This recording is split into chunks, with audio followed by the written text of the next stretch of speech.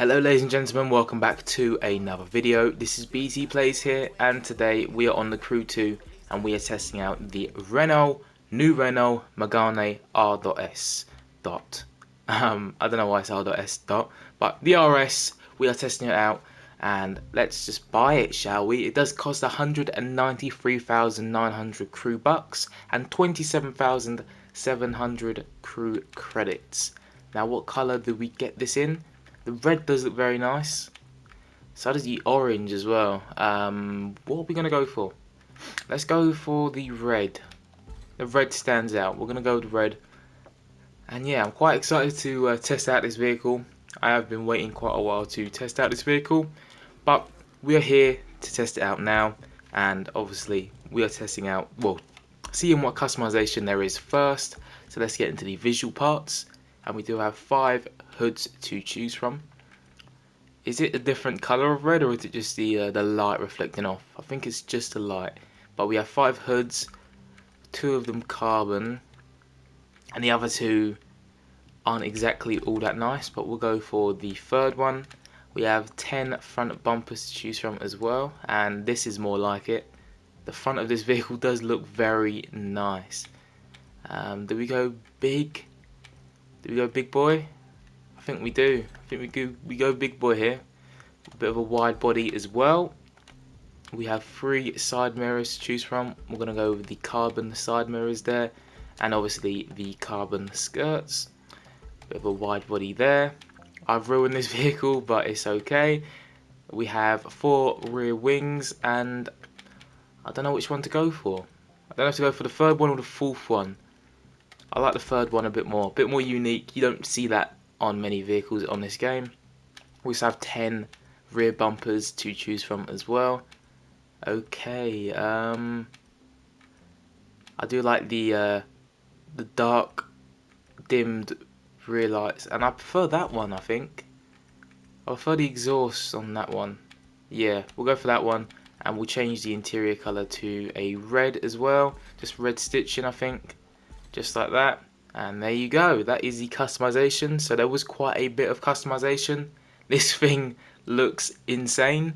You can change the livery and vanity items if you wish to as well, but we're just going to go straight into the performance parts, and it is a base performance level of 96 with a top speed of 158 miles per hour and 280 horsepower as well. Now let's put on the 280 parts to see how well this vehicle looks on paper, shall we? I think I've still got a few left, and just about need to get my 280 parts back up. But with the 280 parts on, we have a top speed of 227 miles per hour. We have 509 horsepower, 0 to 60 in 2.47 seconds, quarter mile in 9.57 seconds, and brake distance 60 to 0 is 18.97 yards. Again, like I say, with pretty much all of the vehicles, this vehicle does look very nice with the stats, but will it perform any well in game? Well, let's test it out, and I'll see you at an event in a second. Yeah, this vehicle is very nice looking. I like the back of it.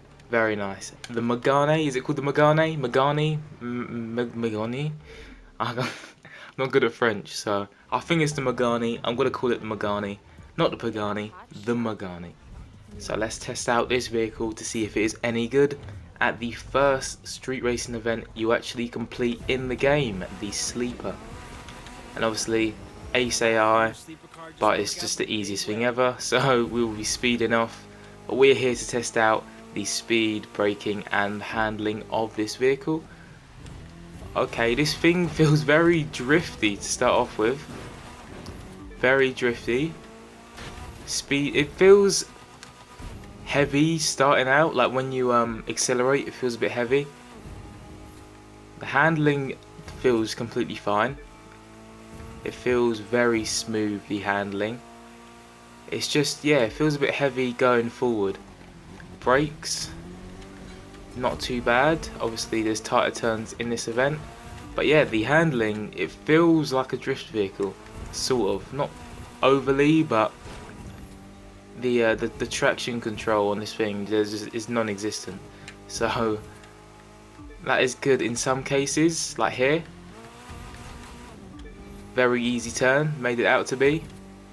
But in other situations it will definitely cause some problems. But so far it isn't too bad for just under 200,000 crew bucks, I won't lie.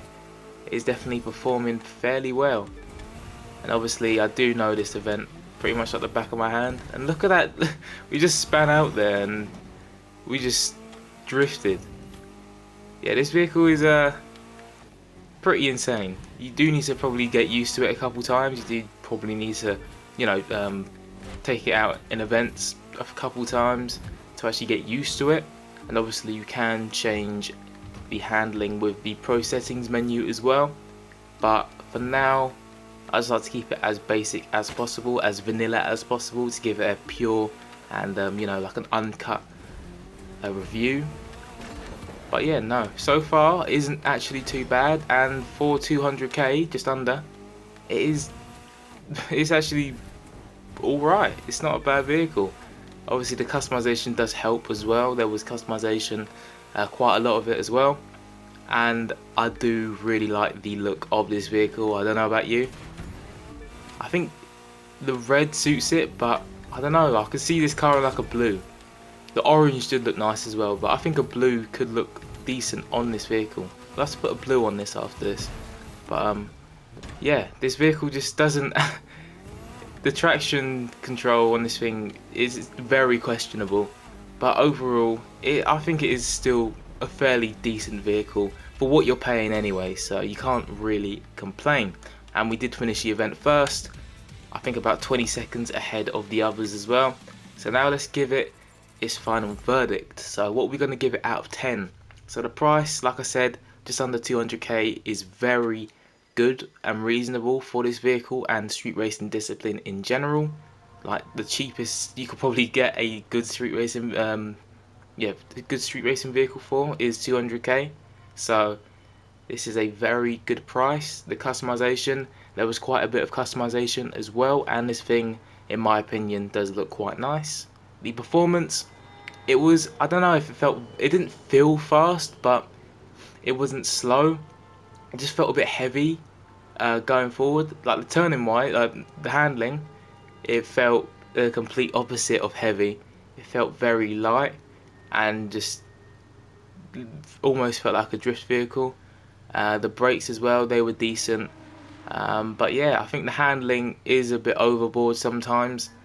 And the traction is just non-existent.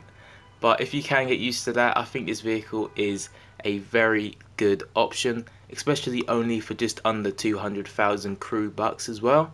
So overall, with all of them aspects combined, I'm going to give this vehicle an 8.1 out of 10. It is a very usable vehicle once you obviously get to grips with the handling, and you can change that with the pro settings as well. But an 8.1, an absolute bargain, and I do recommend you probably get this vehicle if you haven't already. And if you have got this vehicle, tell me what you think of it down below in the comment section, and way down there, don't forget to like and subscribe if you are new, and I will see you in the next video.